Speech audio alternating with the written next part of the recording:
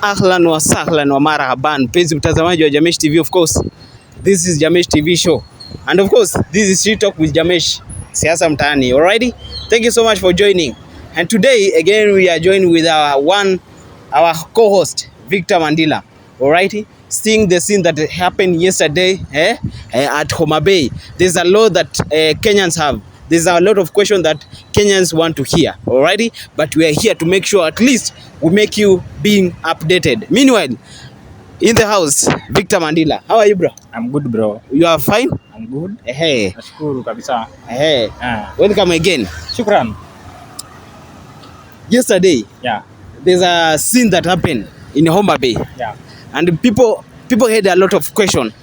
That since the government of Homa Bay, they are in government, but there's something that happened. The roads, barabara is kai vizuri. What do you say about that? Unasema barabara inakaa Yemen. Barabara inakaa ni kama tuko Yemen. Yemen. Okay. Kitu naweza sema ya kwanza, I think you heard like the governor of Homa Bay, Gladys Wanga, akisema kwamba they have been in opposition for a long period of time, and maybe that is the main reason maybe there's no development in Homa Bay. Do you think so? For me, maybe I will differ with her because there is devolution. What is the work of devolution? Devolution ni kujenga the main government, national government inatoa do na kuja kwa county government sasa ianze kujengwa. Sasa unajua tukisema kwamba opposition, Kakamega is an opposition, but Kakamega imejengwa, bro. Trans Nzoia also, if you can see, Trans Nzoia is an opposition, but at least Governor George Natembeya has tried a lot. So tukisema kwamba is about opposition, hapo takuwa tunadanganyana. So it's just a matter, let me say like the leaders of the Homa Bay, maybe they are self-centered. That's what I can say. Maybe wamesahau kazi yao, ndio kitu tunaweza sema. Unasema wamesahau kazi yao? Ndio kitu tunaweza sema, because I think is that county hapo ndio unapata CS of finance anatoka pale, have Gladys Wanga mwenyewe wako pale, umeona watu kubwa. So tukisema kwamba opposition, that is not the main reason. We've seen a lot of young people being involved in the riots, wanakamao wanapigana nini. What will you say about that? Okay, the fact is that Gen Z youth, they don't have work. Yes, they are jobless. Okay, na hata ukikuja msaka kupeta mbili uenda kufanya shughuli fulani ndio tokezea because hauna shughuli ya kufanya. So unapata like they are idlers, unapata hawana job. So that's why unapata wanatumika hivyo vibaya. Si ati ni kupenda kwao.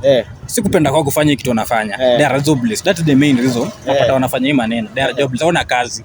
Sasa wakipewa 2K, waenda wafanya wanaenda. Because wana kazi ni kukaa kwanza asubuhi mpaka jioni, hawana kazi ya kufanya. That is the fact, bro. The main issue in affect pale ni unemployment.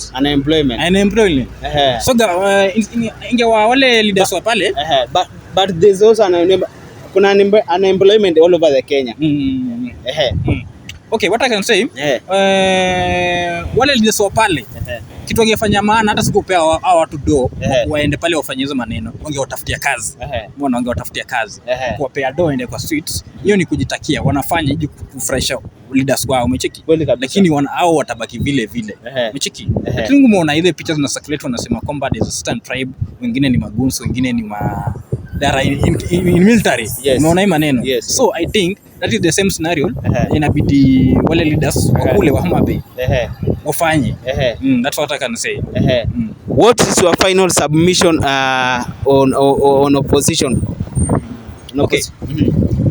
The work of the opposition, the final submission thing that you've seen yesterday, what they did, and they are continuing to spread the gospel of Linda Mwananchi. What's your final submission about them? What I can say is that opposition wakikuja pamoja, sasa Linda Mwananchi pamoja na wale wengine wakikuja pamoja na kuja pamoja, they will disturb this guy coming 2027. Naweza msumbua wakikuja pamoja, maybe say Sifuna, Rigathi, Matiang'i, Kalonzo wakikuja pamoja, they will disturb this guy 2027. Lakini wakisema tu bado huku na huku tasumbua. Okay, wanajituma. Hata pia wenyewe mnaona, Wakenya pia wanaona. So wakikuja pamoja and disturb him say. Your opinion on Linda Ground? Linda Ground. What I can say about Linda Ground, I think the time Mzali pass, that's the time niliona kuna shida ilianzia. Na unajua kuleta tena warudishe pamoja ikuwe like ile ODM ya kitambo ni ngumu. Sad bro, sad. Sad. It's hard. That's what I can say. Sad. Let's wrap people. Acha tuifungie hapo kwa leo. Anyway, thank you so much for joining us. It's called Victor Mandida, the political analyst, to make sure that we bring any breaking news, any breaking updates that is going on the country. Hasawa, somebody just passed on the camera. Meanwhile, continue following, liking, subscribing, and make sure this is your #1 online channel. See you in the next video.